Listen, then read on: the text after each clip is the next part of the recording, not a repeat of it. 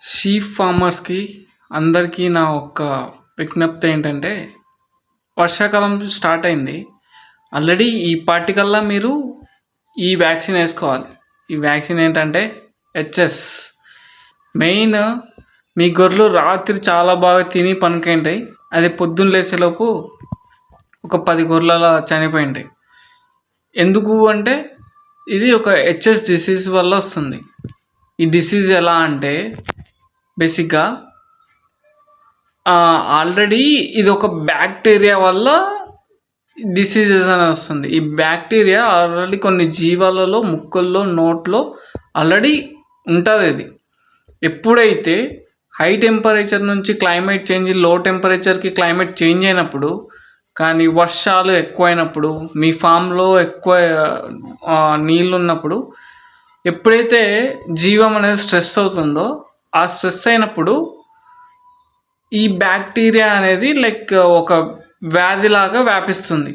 వ్యాపించినప్పుడు దీని ఒక సిమ్టమ్స్ ఎలా గుర్తుపట్టాలి అంటే, ముక్కులో నుంచి నోట్లో నుంచి కొంచెం నురగ రావడం, తర్వాత ఫీవర్ ఉండడం, అట్లా వచ్చేసి సడన్గా మేయకుండా ఉండడం, గొంతు కింద ఒక వాపు రావడం, ఇలాంటివి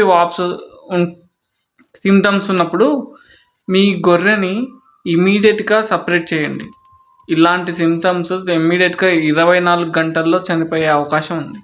సో ఈ మంత్లో జూన్లో మీరు పక్కా హెచ్ఎస్ వ్యాక్సిన్ వేయించుకోవాలి. ఈ హెచ్ఎస్ వ్యాక్సిన్ వేసుకునే ముందు మనం డిమామింగ్ కరెక్ట్ చేసుకున్నామా లేదా ఒకసారి చెక్ చేసుకొని, వ్యాక్సిన్ చర్మానికి వేయాలి. ఇది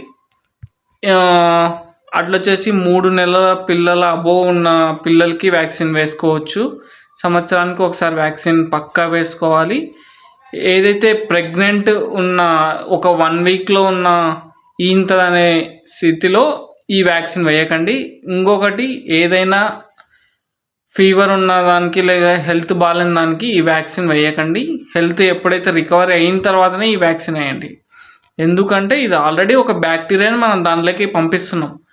సో ఆల్రెడీ ఫీవర్ ఉన్న దానికైతే ఇవి సిమ్టమ్స్ ఎక్కువ అయిపోతుంది, మనకు బతికే అవకాశం కాదు.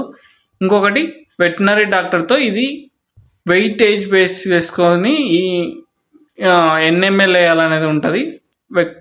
వెటనరీ డాక్టర్ని కన్సల్ట్ అయ్యి ఒక్కొక్క జీవానికి ఎంత ఎంఎల్ వేయాలనో తెలుసుకొని వ్యాక్సిన్ పక్కా వేయించుకోండి.